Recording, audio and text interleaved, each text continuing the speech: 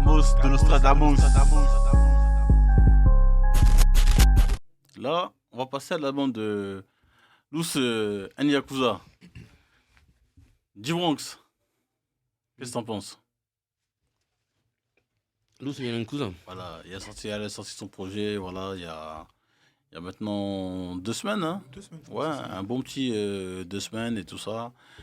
À l'époque, elle était venue ici, hein, c'était même sa première radio.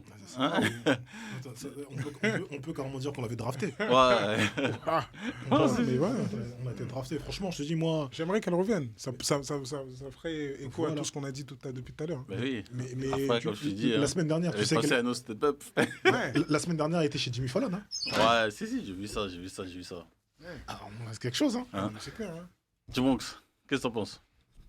Bah moi, j'ai été quand même assez surpris par la direction artistique de l'album.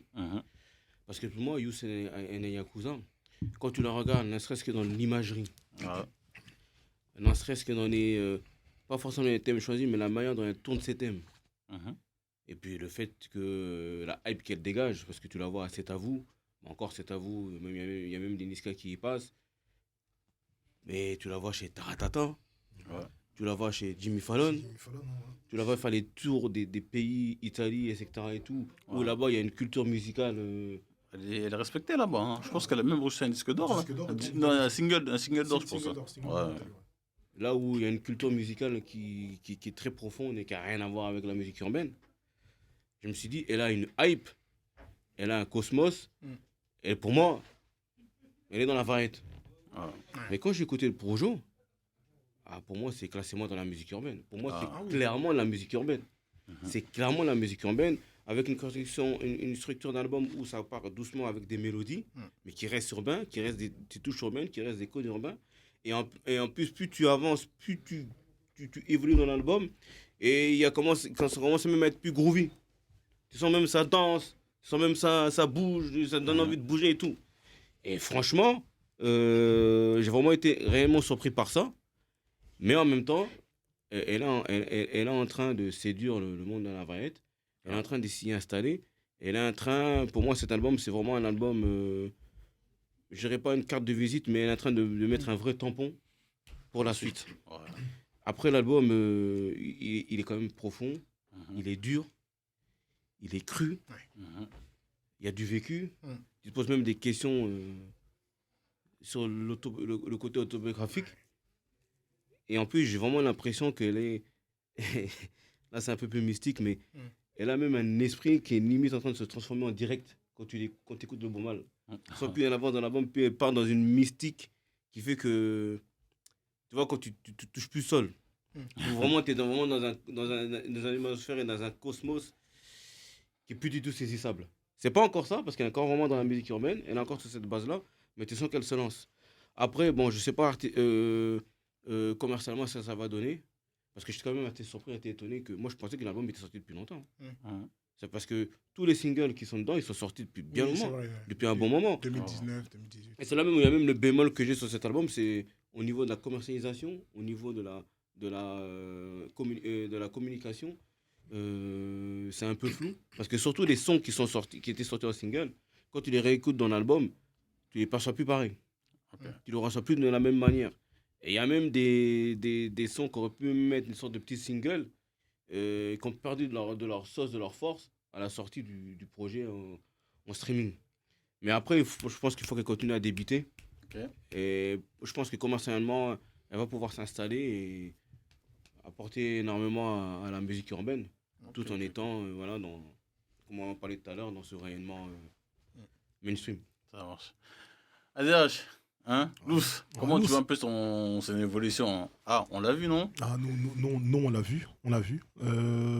Agréablement surpris de la direction en fait, artistique qui a été prise. Parce que les gens pourront aller voir la vidéo. Hein. Nous, on l'avait reçu il y a plus de 3 ans, tu vois. On avait déjà vu le potentiel, tu vois. Mais la direction, c'était pas du tout ça, tu vois. C'était un peu plus gore, hein. C'était gore, mais surtout, même en fait, c'était quand même beaucoup plus soul, en fait. Tu vois. Soul. C'était beaucoup plus soul. Effectivement, je me rappelle. Et elle chantait plus en anglais. Voilà, c'était beaucoup plus soul, tu vois. Donc là, tu vois, elle est revenue, en fait, en francophone, tu vois.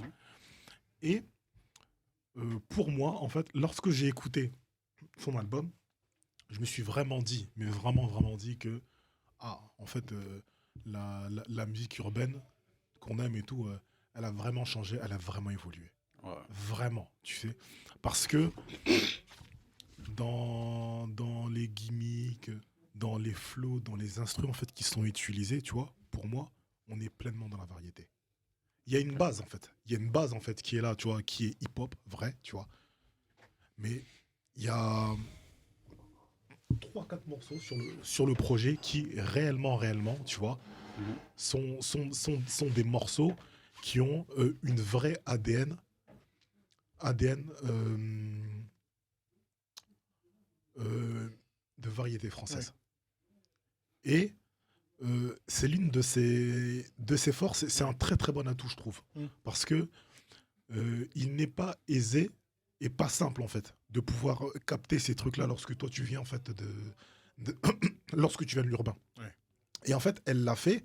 Et lorsqu'elle a fait ce truc-là, je me suis dit, oh là là, tu sais quoi, en vrai, dans le positionnement qu'elle prend, vu que l'artistique et tout, tu vois, faut même pas en parler. Ça veut dire que elle transpire l'artistique. Ouais. Tu vois, tout ce qu'elle fait, tu vois, tu vois en fait que tu vois vraiment et tout. Elle a du talent pour tout ça, tu vois. Et je me suis dit, franchement, tout, c'est fort. C'est très très fort. Et pour moi, en vérité, la part en fait de hip-hop qui est restée en fait dans ce projet-là, c'est dans la manière en fait d'écrire en vérité les textes. Ouais, le côté cru, tu vois. Parce que je te mens pas, ça veut dire que moi, lorsque j'ai vu le nom de l'album et j'ai vu que le nom de l'album en fait c'était Gore, lorsque j'ai écouté les instrus, tu vois, du moins les productions musicales, je me suis dit, mais en fait, qu'est-ce qu'il y a de Gore en fait dans ce qu'elle est en train de nous proposer? Et en fait, c'est à la deuxième écoute, lorsque j'ai écouté les morceaux, je me suis dit, wow, en fait, il y a quand même pas mal de bails sombres, tu vois. Et surtout, tu vois, il y a un morceau en vérité que je vais pointer, tu vois, qui est 4 heures du matin, tu vois. Franchement, ce morceau, il m'a donné des frissons. Vraiment. La manière, en fait, dont elle décrit la scène, tu vois. Et en fait, le jeu de position, tu vois, donc de la personne qui est victime et de la personne en vérité qui entreprend le truc. J'ai pas envie de spoiler pour que les gens, en fait, aillent écouter le morceau, tu vois. C'est là vraiment, tu vois, c'est là où vraiment je me suis dit, ouais, attends, là c'est chaud en fait. C'est chaud. Et je dis c'est chaud, et en fait, ce que je trouve vraiment bien, tu vois, c'est que justement, c'est que les textes en fait sont tellement crus, tu vois, qu'il a été bon en fait artistiquement, en fait, d'adoucir ça en variété pour que ça passe bien. Parce que si ces textes-là avaient tous été chantés sur les instrus, on va dire, trapeau drill, tu vois quoi, et tout, on a un R&B qu'on aime écouter, tu vois, ça aurait été encore plus violent. Tu vois. Et je sais pas si tout le monde aurait pu tenir le choc, tu vois. Moi, c'est comme ça que je vois le truc. Okay. Mais je trouve vraiment en fait que c'est une bonne proposition artistique. Ok. Flex. Non, ouais, je vais dans le même sens de ce qui est dit. Et justement, pour parler et rebondir sur l'artistique, il faut savoir que là, elle a travaillé exclusivement avec Pablo Rexa Diaz sur l'album, qui fait toutes les productions, auteur-compositeur espagnol, assez connu, qui est batteur à la base dans un groupe. Et en fait, lui, il s'est spécifié parce qu'il faisait de la musique électro à un moment donné. Et il use la spécificité parce qu'il sort des albums aussi. Et son dernier album s'appelle Pop Negro. Tu vois. Okay. Donc, c'est assez révélateur. Et en fait, il a mélangé les sonorités tropicales avec les rythmes africains. Donc, il est venu avec cette proposition-là. Et il a travaillé exclusivement sur l'album. Vous regardez, il produit l'intégralité de l'album. Donc, c'est vrai que ça constitue un peu un tournant dans la carrière de Lou, ce qui fait d'elle, aujourd'hui, une figure incontournable. Il y avait un article du Parisien ce matin qui la décrivait comme la révélation de l'automne. Et donc, ça en dit long. Et vous l'avez dit sur son passage au Tonight Show, les filles de Madonna qui ont fait une vidéo, qui ont chanté son morceau. Donc, elle devient quand même au-delà, parce qu'on connaissait son image forte. Elle a vraiment une réelle identité. Et quand on la voit, on sent qu'il y a quelque chose de très fort qui est autour de l'artistique. Mais c'est vrai que là, elle commence à prendre de l'ampleur.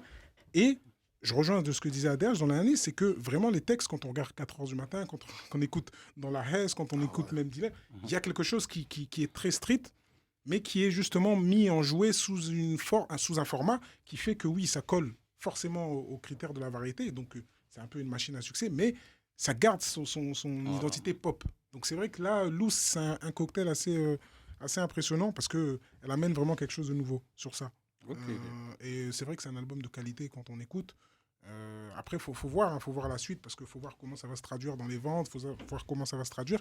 Mais il est sûr d'une chose, c'est qu'en ce moment, elle a le vent en poupe et c'est un peu la révélation. Non, le problème des ventes, ça va être compliqué parce que je pense que la promo, je sais pas ce qui s'est passé, mais j'ai l'impression que ça a été corrigé un peu. Ouais. La promo, moi, je la trouve très bizarre, la promo.